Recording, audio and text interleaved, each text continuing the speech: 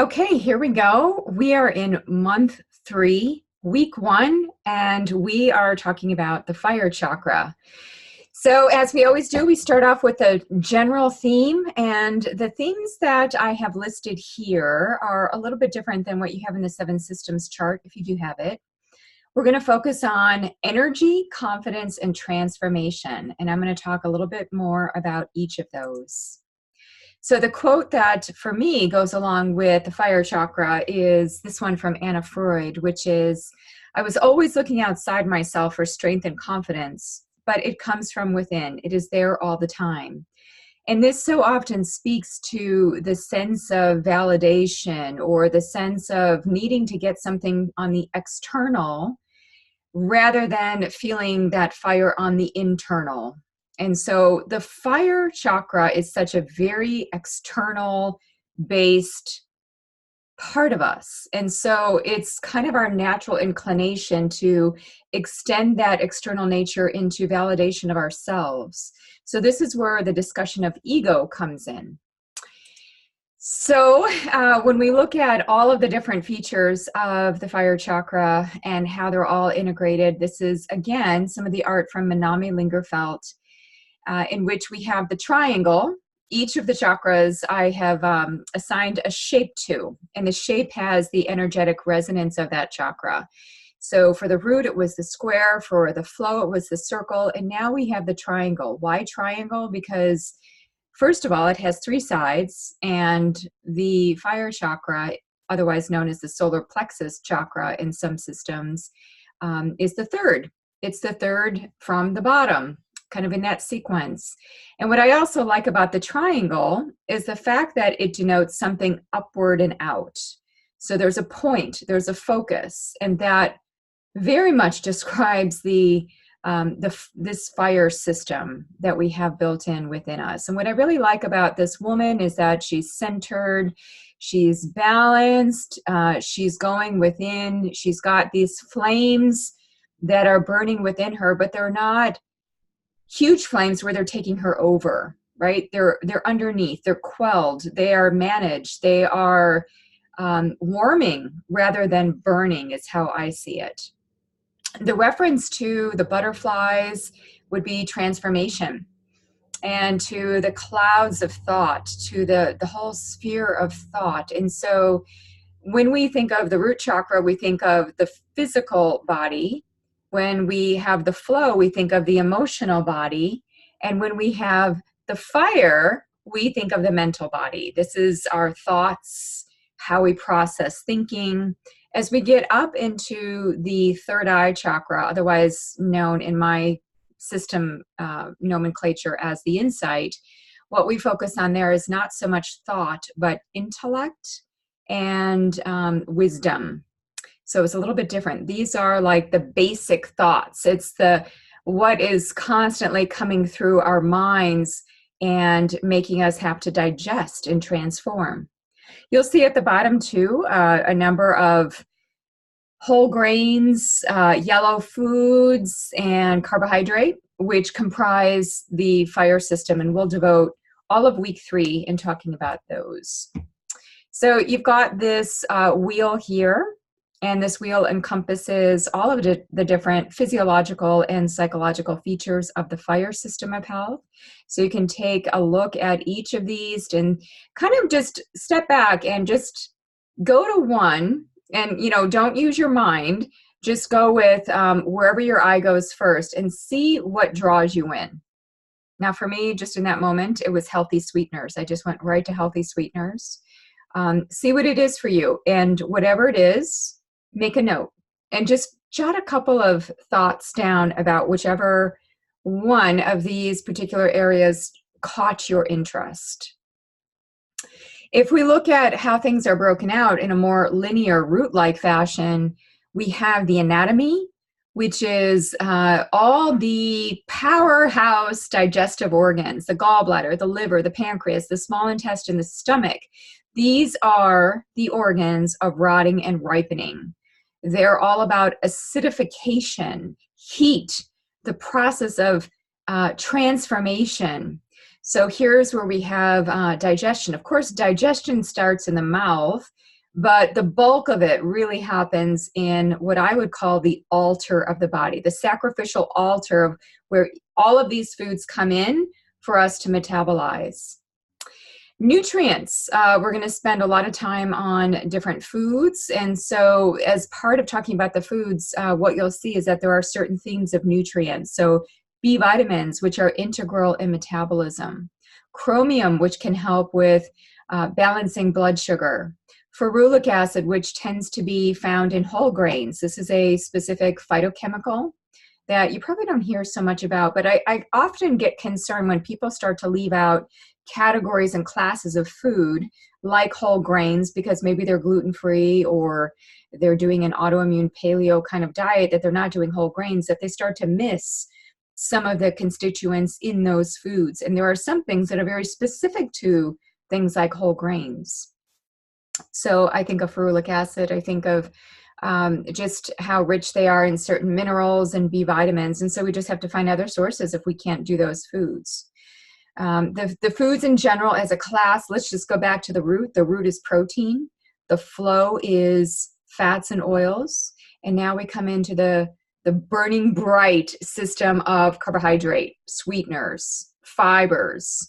So being able to gauge our energy, our fuel through sweeteners, which give us a quick burst, versus complex carbohydrates and fibers, which slow that release down a bit. So lifestyle features, this is where we are sparked to act. We're striving without being driven. The shadow or the overactive fire would be driven, workaholic, perfectionist, highly sensitive ego. Most of the validation of the self comes from the external rather than the internal. But somebody who is healthy in their fire element feels energized, feels inspired by life, has good, healthy digestion, has a sense of joy and sweetness in the everyday, versus the antithesis of that, or moving towards depletion, moving towards burnout, fatigue, feeling burnt to a crisp, all of these analogies that coincide with fire. So with the fire matrix into relationships here, and again, moving from energy, the more subtle, into the more gross or physical. So we see the energy being energizing, digesting, all of these are verbs. So what is the action, the description? Empowering, warming, brightening, sustaining. So you just think of those words from an energy point of view, it's quite beautiful to think of fire, right? It's something warm and cozy, it's bright, it's joyous. And so when we take that into life, seeing that as energy, fuel, it's what drives us, moves us, transforms us, gives us a sense of power in the moment, gives us heat and warmth, joy and endurance. If you think of an athlete, which I often associate it with either the root or the fire, or sometimes the flow if they're a swimmer or dancer, what I feel here is that there's movement, there's quick movement, and then there's more sustained movement. And in some way that movement is producing heat. In the body, we're going to get into the body, of course, in week 2. So you're going to know more about the digestive system. We're going to talk about blood sugar. If you think of inside the cell, remember how when we spoke about the flow and I spoke about the lipid bilayer membrane as, that everything is kind of ruled by fat, all the transport in and out of the cell? Well, inside the cell, the mitochondria, the energy powerhouses are what are gauging our ability to create energy, or ATP. So that's huge. If we don't, and we can increase the number of mitochondria within our cells through physical activity and some kind of movement and intensity. And so we have the ability to somehow modulate the amount of ATP. And that can also come from supplying our body with the nutrients that we need in order to make energy in the mitochondria. It's a very energy requiring process. So you have to be careful with, I know that fasting is all the rage right now, but you have to be careful with the amount of fasting to give us the right amount of energy before we get into depletion, right? Because if people let fasting go too long, and they have certain things going on in their bodies, it's not for everybody all the time. It could create a counterproductive effect. We'll talk more about fasting when we get to the spirit. So foods, we're going to get into those as well. Anything that's yellow and like citrus, lemons, sweeteners, especially yellow sweeteners like honey and bee-type products. When I think of the fire system, I think of bee, the bee as the driven one. So think about what is your animal totem for your fire system. And again, it doesn't have to be an animal. It could be a person. It could be a place. I'm bringing up animal just because bee is a logical connection to things like honey. And then emotions, high energy, low energy, contemplative, congested, feeling confident and sparked and bright, and having sustainability, not feeling fried and only able to go a small extent. So this describes the energetics and the physical manifestations of the fire system.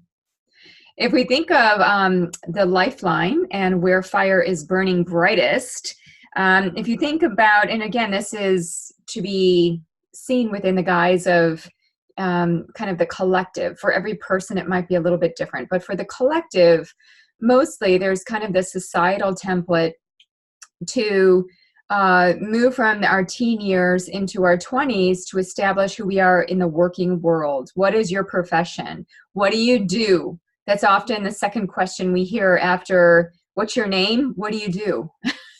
If you go to a party and you don't know people, typically you are defined by your profession, your job, your work, your career. And if we up-level these terms, we would say your purpose, your mission, your vision for yourself. So yeah, in the 20s, when we've got lots of energy, most people have more energy in their 20s than they do in their 40s. And so this is when we get to make our mark for ourselves in the world. Sometimes it's before people start families. Sometimes they do things simultaneously. So again, this is not like a buttoned up formula for everybody. It's just that if we look more archetypally at how our life is moving through these systems, and you might even have a resurgence of fire in your 50s, where you recreate yourself and you find a new passion, a profession. So fire is, the beauty of fire, one of the beauties is that it reinvents. It is constantly transforming. So I thought it might be interesting to share with you. There are some studies on the color yellow. In general, it's a positive emotion color. So this was a study in which they had 98 college students provide emotional responses to a variety of different colors. And so principal hues, red, yellow, and blue, for the most part, had the most emotional response. And yellow is a primary color. So we use yellow to make secondary colors like orange, which if you think from a chakra perspective, taking the root, taking the fire, and mixing that for flow. So yellow is seen as a positive emotional color. It's also a high reactivity color. This was a study from long ago, 1975. 40 undergraduates were given 4 treatment groups, each group receiving either red, yellow, green, or blue light. And then they assessed their anxiety at 5-minute intervals. These are like such fun studies. How interesting to even study this. And what they found was that the red and the yellow groups had significantly higher anxiety, or, where they're more alert, those scores, than the blue and the green groups. And these values did not change significantly during the entire 15-minute session. So even though yellow is a happy color, it's still an awake color. It's, red is most alerting if I think about it just energetically, again, back to the root, stop sign. Orange, at least in the United States, is used as a construction sign. So it's kind of like beware or caution. And yellow is yield, right? And so even a stop sign, stop light. So red stop, yellow yield. And so there's a reaction with yellow. But in general, there's a nice balance between seeing yellow as a happy color and yellow as one that provokes a response. So much like all the other chakras, we have to assess for ourselves if we're in overactive fire, balanced fire, underactive fire, and perhaps there's a time and a place for all of these, right? So when I think of the fire system, I think of metabolism. I think of metabolism being connected to inspiration. What gets us moving on the inside, right? We take in food, we start metabolizing, digesting, we're digesting, and then we're metabolizing. And similarly, if we apply this to life, we get inspired, we get sparked, and sometimes that's really quick. And then we move along that trajectory into creating something. So metabolism, well, let's me define that a little bit more. It's more digestion. Metabolism will come along further. It's part of it, but it's at least at the level of the mitochondria. And then inspiration is what metabolizes our life path. And that the beauty of fire, because each of these chakras have their own kind of mystery and message. And I feel like the one from fire is, it could be something as small as, like, if you think of a match, the power of a match can burn down a whole forest. You light it the wrong way on something, it starts to spread. So the thing with fire is that inspiration can go very far. And oftentimes, if we just have one small act that we're making, maybe through inspiration, maybe we're making it through anger, you know, whatever it is, however we are inspired or sparked, can have a lot of possibilities. So for week one, again, the main themes are energy, confidence, transformation. And I'm just going to quickly go through kind of the feel of each of these. And you have activities around each as well. So energy means a lot of different things to many different people, right? It's kind of like what you bring in, what you give out. It's like an exchange. And Carolyn Mace would say that we live the most from this chakra more than any other chakra, because it is so external. It is so, it's very much in the process of exchange. And so usually we're putting something out there, we're getting something back. But if that's not in harmony, what can happen is you start to feel an imbalance there, right? The beauty too with energy is that it can be a catalyst. So a lot of the digestive enzymes catalyzing the digestion of food. What sparks us? And again, I'm going to encourage you to think not just physically, but also metaphorically, spiritually on these different aspects. Perfection and timing. So time belongs to the fire chakra, in my view. Time is measurement. It is usually how we allocate our resources, our external resources. Time is externally imposed rather than internally, although we can respond to certain things internally as well. So perfection and timing. Oftentimes we feel a sense of impatience because things aren't happening fast enough. Impatience belongs to, it's a shadow of our fire system. So when we feel impatient, it riles up some feelings of frustration, maybe even anger, maybe rage, and even depression, right? And so there is this sense of timing and perfection in that timing. And when I say perfection, it's not perfectionism, but perfection in trusting and knowing how things need to unfold in our lives. Accomplishment and achievement. So out of all the chakras, this one is the one that's goal setting. It is all about the aim. It's all about the gold medal. It's all about the gold star.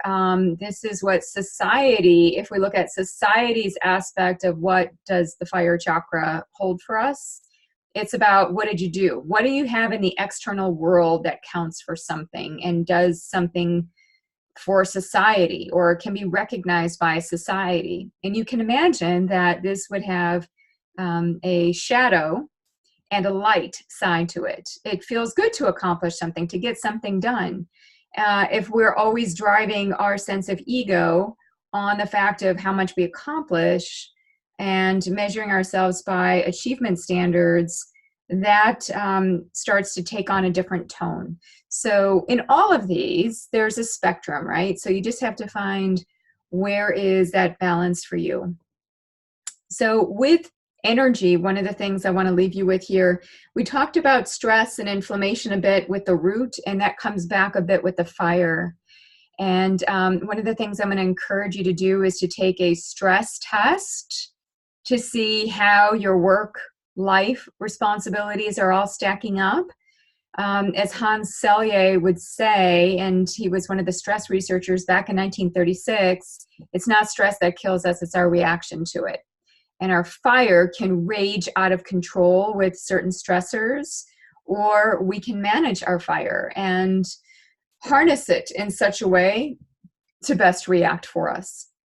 All right, I normally don't bring out confidence when I talk about the fire system, but I felt, I usually, if I don't meditate, I'm doing some intuitive work as I'm putting together these presentations. And what I felt would be best is for me to talk about confidence.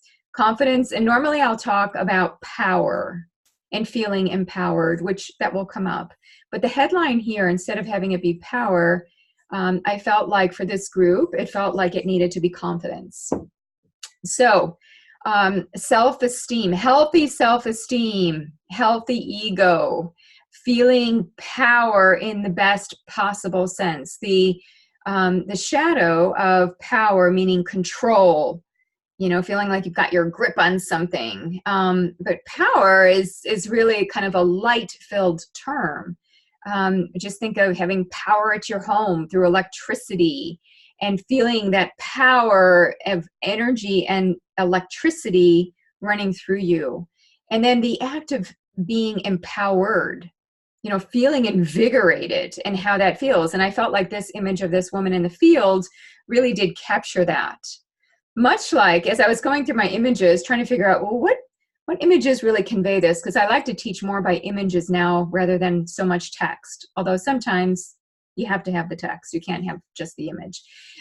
When I saw this photograph of this woman, I was feeling like she's got it. She has the confidence. I mean, you could see it in her face, her eyes. And I would say for you, what do you look like when you are feeling confident? How does your face change? How does your body change? How does your posture change? Do you wear your hair differently? Do you wear different clothing differently? When we were talking about the flow chakra, we were talking about wearing flowing clothes and how that made us feel. So what helps you to feel more empowered? There's some talk about, like, even in the business world, of wearing your power suit. And unfortunately, it's a suit. It would be nice to have that referenced in a variety of ways, and maybe we redefine that. But what do you wear? How do you look when you're feeling powerful? So the sense of ego, Eckhart Tolle talks a lot of, I've been into his recordings a lot lately, his ones with Oprah talking about his New Earth book. I've never been into Eckhart Tolle before. And I usually don't, I just haven't spent a lot of time getting into other people's work.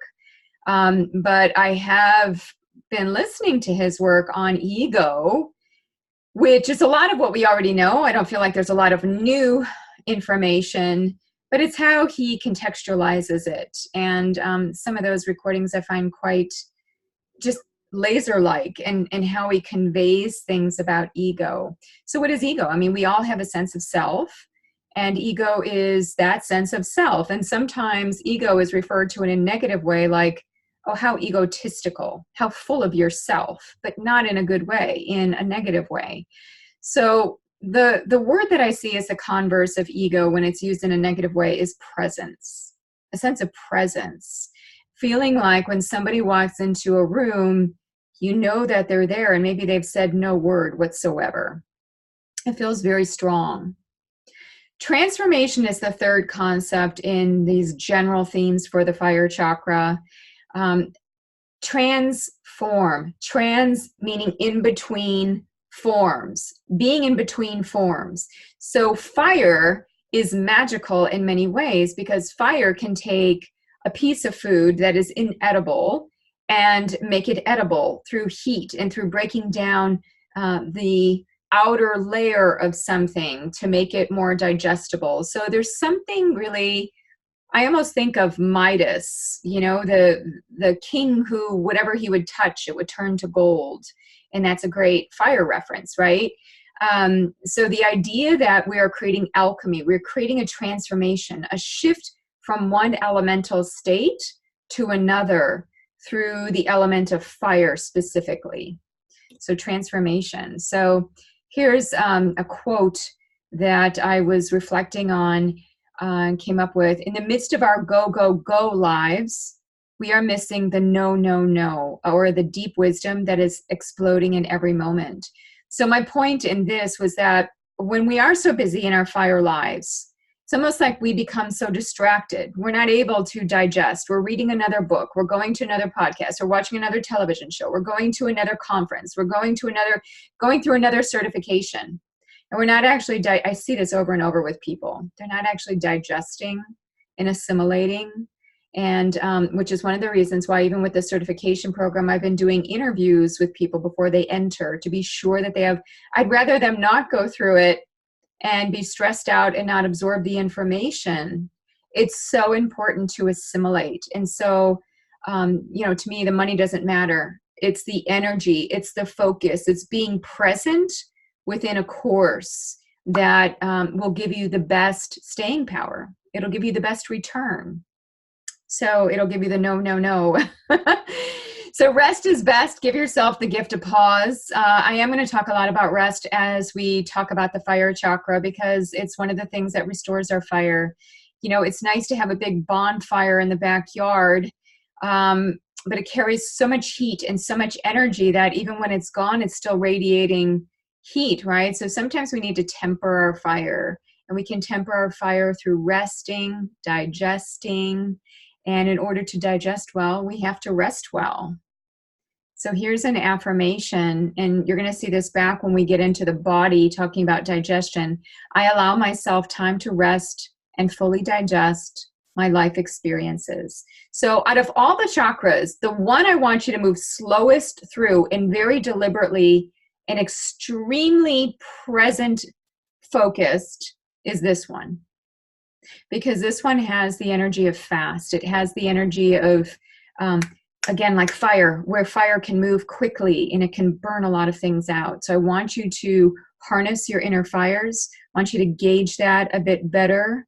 Have it like a stovetop where it's just simmering. Just simmering. And maybe for some of you, that's way too much. Maybe you really need to move that dial all the way low. And you can do that by resting, getting time for yourself. Because otherwise, you're going to feel hot, burnt out. If you think of, there's the beauty in fire and in heat. We need these things, but they can also come back at us. And so I think of hot flashes. I think of immune dysregulation, where we get a fever, back to the root of inflammation if we are taking on too much. And oftentimes, this translates into the body with respect to very acidic digestion, or maybe not acidic enough. Like there's something thrown off with our fire element through that process. So ideally what we want, again, I was trying to find an image that would speak to this, is to come from that place of radiance, brilliance, where we're moving with grace and with ease. You could say, well, Deanna, isn't this a flow image? To me, it's fire and flow. You've got the big fiery sun, which she's almost embracing with the water. And that's what I'd like for you to envision for yourself, is how do you bring flow and fire together to balance each other? I mean, really and truly all of them, root, flow, and fire, but especially flow, which is cooling and soft and yielding, whereas fire wants to burn and transform and catalyze. This is in part why I put these two together when I did the Flow Fire Retreat last year. So the two can really help each other. Okay, what are the different activities for this first week? Well, two things. One is to first take the Stress 360 questionnaire to get your stress level. This is a really good questionnaire, by the way. I know you have to enter your email and all of that. It's so good. It's pretty lengthy, but you can find out a lot about your stress. And it may be things that you may not consider outright to be stressful, but like sitting for a long time is what they consider to be stress. They have all these different things that may not be top of mind. And then I'd like you to do the energy inventory activity to see where your energy is going. So take a piece of paper, fold it in two. On one side, you put a plus. On one side, you put a minus. You set your smartphone for 3 minutes. You write down all the things that give you energy. Maybe it's being in nature. Maybe it's, I'm going to do mine for just a quick second, you know, being with my cats, being with my husband. I like traveling. I like talking with people. I also like time alone. So all those things, I would just start writing them down, stream of consciousness, very quick, because you only have 3 minutes. Get the highlights. Take a break after that, or at 3 to 5 minutes, walk away, come back with a fresh mind, set your phone again to 3 minutes, and now do all the things that deplete you. So I'll do mine, just to give you an example, like being in traffic, being sick, having a long to-do list, being around certain people, being around too many people for a long time. So just things like that, where you just write that and then compare your lists. Do you have an equal amount of what nourishes you and depletes you, or is one bigger than the other? I just recently did this activity with a group of people, and it was very interesting. The 30-somethings, the women in the group who are in their 30s, had more minuses than pluses. The women in the group who were in their 50s, 60s, 70s, had equal. So it's kind of interesting to say, well, does this become better balance as we get older because of wisdom? Or are we so close to our fire years that we're taking on too much? So see what kind of patterns that brings out for you. I've got a number of different things for you to read if you're open to it. If you've got the whole detox book, you can read chapter 5, which is all about the fire. I have a short intro video that you can watch on the fire. It's very short. It's just like 1 minute, 2 minutes. And then for journaling, I thought it would be fun to personify your fire element, the one that lives within you, and to do a visualization to figure out, is it a flickering flame? Is it almost gone? Is it a raging bonfire-like fire? Or is it a steady blue, very hot series of flames? What does your personal fire look like? And then dialogue a bit with your inner fire through journaling. And then if you've chosen to have a partner for the fire month, connect with your partner and talk about your energy level. Energy is such a big thing. Most people are fatigued and they don't know why. Talk about your energy level. Give it a rating between 1 and 10, 10 being most energized, 1 being no energy at all. Is it normally and just inherently constitutionally very high, or has it become very low to the point of fatigue? What gives you energy and what takes it away? So essentially reflecting on your energy inventory activity. All right, I love this graphic, this image, because it makes me think of breaking things down in transformation. All the bigger particles moving into the smaller particles. So there we go. Week 1, have fun with it. And let's see, and truly have fun. Bring your flow into the fire, because this is one that is very taxing for many people. Many people like to shy away at this point and say, oh, I like the flow a lot, but not so much the fire. It reminds me of all the work-life imbalance I have and how I'm burnt out and how I'm not sleeping enough. No, let's actually bring our flow, bring that sense of play into our fire and see where it takes us. Okay, everybody, take care.